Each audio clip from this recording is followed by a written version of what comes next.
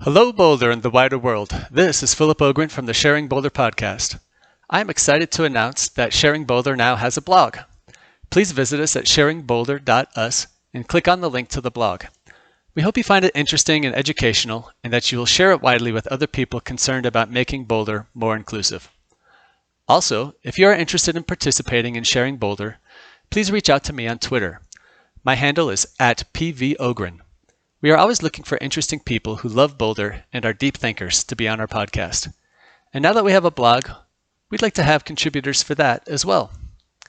The first post on the blog is titled Green Urbanism for Boulder, and I'm going to read it here for this podcast episode. It helps make the important connections between climate change and the environment and housing policy. As you listen to this episode, I have a personal challenge for you to think about. What would it take for you to reduce your carbon footprint to 12% of what it currently is? What changes in your life would you be willing to make? I would argue that most of us are willing to trim at the fat a little and make small changes on the margins. But making that kind of change feels just too radical and impractical.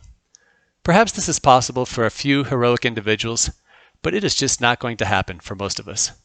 And yet, it is becoming clearer to everyone that the climate crisis is upon us, and the need for real, meaningful change is inescapable. Is radical change possible and practical? Yes, it is. And the key to opening our minds to this possibility is understanding green urbanism, which is a way to think about structural change to our society and our cities to make them havens for low-impact, low-carbon living. Green Urbanism for Boulder by Philip Ogren. Are cities bad for the environment? I was recently explaining to a friend why I'm excited about the good work being done by YIMBY activists in Boulder and across the country. She was unfamiliar with the phrase YIMBY, and so I gave her a quick elevator pitch. Her first reaction was, "That sounds nice, but do you really think the planet can support denser cities?" It's a fair question. We often have deep intuitions that our ever-growing large cities dotting our globe are the source of all things bad for the environment. So should we really be investing more housing, more infrastructure, and more raw materials into our cities if they are so bad for the environment? Because isn't the whole problem that there are too many people consuming too many resources? This simplistic conclusion aligns with the frequent emotional reaction we have to cities, that they are concrete and steel hellscapes that make us feel disconnected from nature. I often feel a deep urge to leave the city to escape into nature, where I can find spiritual nourishment and inspiration for taking care of this amazing planet. Skepticism of cities is reinforced by images from the media, which frequently promotes, quote, green, tiny homes nestled in picturesque settings such as rainforests or mountains. We have been fed a fantasy that the way to live in harmony with nature is to live in nature with a minimal footprint that integrates seamlessly with the surrounding ecosystem. Because living in nature is not practical for so many people, many of us settle for some suburban-style, distant approximation of this ideal, which may include living near nature. The more remote and the closer to nature we are, the better we may feel about the environment and our relationship to it. But this is all backwards. Consider the following thought experiment. Instead of clustering in cities, imagine if we tried to maximize the number of people living in or near natural landscapes. What would this mean for humanity's environmental footprint? Devastation.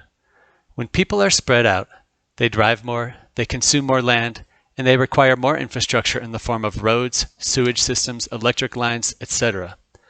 Now do the inverse thought experiment. Imagine what humanity's environmental footprint if we lived in the most space-efficient housing possible. There would be less driving and fewer roads. Smaller houses and other buildings would require fewer resources and supporting infrastructure. Both thought experiments, when taken to an extreme, sound pretty miserable for the planet and humans, respectively. But it is important that we upend some of our misleading intuitions and understand that urban centers and compact living are key to lowering humanity's impact on the planet.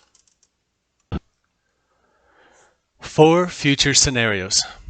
In his 2013 book, Urbanism in the Age of Climate Change, Peter Calthorpe claims that, quote, urbanism is, in fact, our single most potent weapon against climate change, rising energy costs, and environmental degradation, end quote. The premise of the book is that urbanism is a key ingredient toward getting to the 12% solution. the goal of having each person emitting 12% of current levels of greenhouse gases by 2050 in order to mitigate the worst effects of climate change. In order to underscore the importance of urbanism and increased density for reducing environmental impact, he provides the following 2x2 grid, which imagines 4 different futures. These 4 possible futures result from combining 2 land use alternatives with 2 alternative policy packages. The upper left-hand corner of the grid is labeled Trend Sprawl. The lower left-hand corner, Green Sprawl.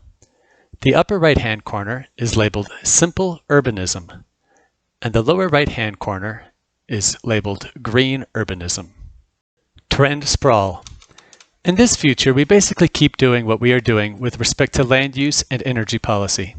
In this future, the supply of fossil fuels continues to expand to meet energy demands, which are mitigated somewhat by modestly improved auto and building efficiencies. Green Sprawl.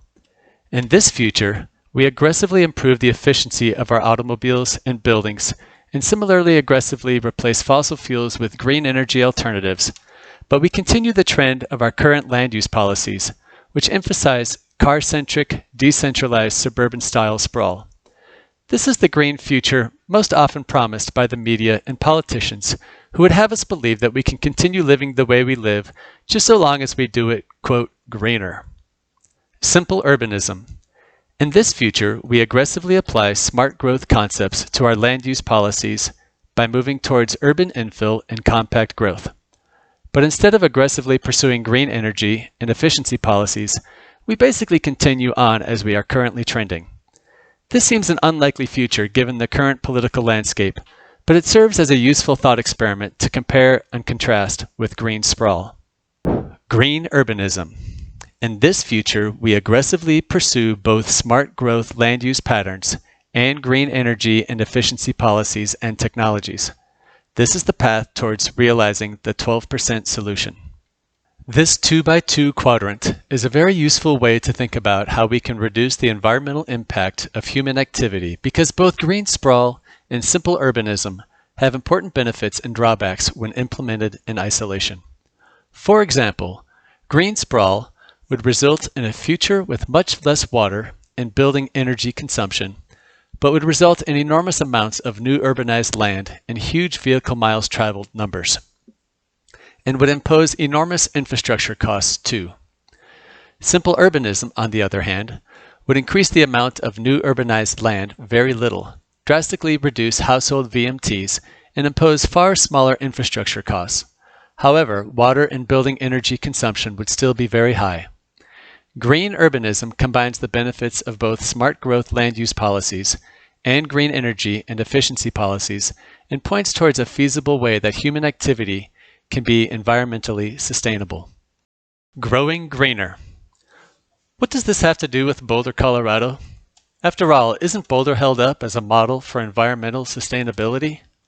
I like to remind listeners that I have a deep love for this city, and I truly admire the concerned citizens who live here and the hard work that's been done to realize environmentally friendly policies like our network of bike paths and lanes, open space assets that curb sprawl, and climate change initiatives.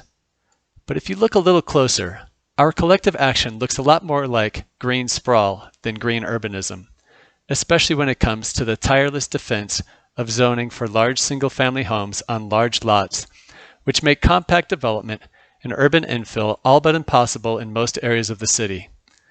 By severely limiting the ability to implement smart growth land use policies, we actually exacerbate suburban sprawl in surrounding communities. This was carefully detailed and argued in the Growing Greener report, which was a joint effort by Frontier Group, SWEEP, Coperg Foundation, and Environment Colorado. They make the following central claims. 1. The inability of people who work in Boulder to find or afford housing in the city encourages long commutes that contribute to regional air pollution and global warming. 3 out of 5 jobs in Boulder are held by people who live outside the city. 2. Enabling more people who work in Boulder to live in the city would allow them to drive less and walk, bike, and take transit more, reducing air pollution and greenhouse gas emissions. 3. Enabling more compact development particularly along transit corridors like Broadway and near commercial centers, could further reduce driving and associated emissions within Boulder. 4. Increasing compact development within Boulder would not only reduce driving and associated emissions, but also environmentally damaging sprawling development across the region. 5. Increasing compact development can help Boulder to meet its goals to reduce greenhouse gas emissions, increase affordable housing availability, and much more. I cannot add much of value to this very well-written and thorough report. I encourage you to make time to read it because it is vital to understanding how Boulder can pursue a green urbanism future that would make us a model of sustainability that really would be worth bragging about. Green urbanism and population growth. This all sounds fine and well, but what about the underlying macro problem of too many people consuming too much stuff, and land, and energy, and food? What good is it to have a green urbanism future if humanity's population and economy just keep growing? I think very few environmentalists would deny that the sheer scale of human population and activity is the single overarching macro-level explanation for the stress we've inflicted on our planet's ecosystems. Wouldn't it be better if we simply limited all growth everywhere? And shouldn't we start by stopping growth right here in Boulder? This is a popular argument made by vocal members of our community, but this argument is badly flawed for the following reasons. 1. The salient takeaway of pursuing green urbanism is that we will need far fewer resources per person right now. Even if global and/or regional population starts to decline, we should still actively promote the growth of green urban cities where resources consumed per capita is sharply less than suburban lifestyles. 2. If global population froze today or started to trend downwards, there will still be massive global, national, and regional migration trends that will result in increased urbanization. Some areas will increase in population while others decrease for a wide variety of reasons, including displacement of coastal areas due to rising sea levels and droughts caused by climate change. Colorado will likely continue to be an attractive place for people to migrate to for generations to come. Will migrants to our state live in existing cities that have shifted towards green urbanism? Or will we continue expanding our metropolitan footprints with ever-increasing sprawl? Similarly, Boulder will likely continue to be an attractive place within Colorado for people to come to live and work. Will newcomers be forced to outcompete established residents for the relatively fixed and limited housing in Boulder? Or will we make room for newcomers by building compact housing and urban infill projects? 3. Urbanism has a very liberalizing effect on people, and urban areas are where progressive values and ideas most easily and naturally flourish. It follows that if you want lower birth rates to mitigate population growth, then an effective way to achieve that is through urbanization of populations. Conclusion. One of the great things about green urbanism, as described above, is that we don't have to wait around for the federal or state government for us to make meaningful efforts to mitigate the climate crisis. And while we are still going to need collective action at the state, national, and planetary levels to support policies like carbon taxes and efficiency standards, there's no reason we can't make meaningful and dramatic change to the environment right here and right now in Boulder, Colorado, by adopting smart growth land use policies that encourage compact structures, walkable neighborhoods, and mixed-use urban infill. Please visit us at sharingboulder.us for additional footnotes and graphics related to this blog post, and to find previous episodes and show notes. This episode of Sharing Boulder was produced and edited by Philip Ogren.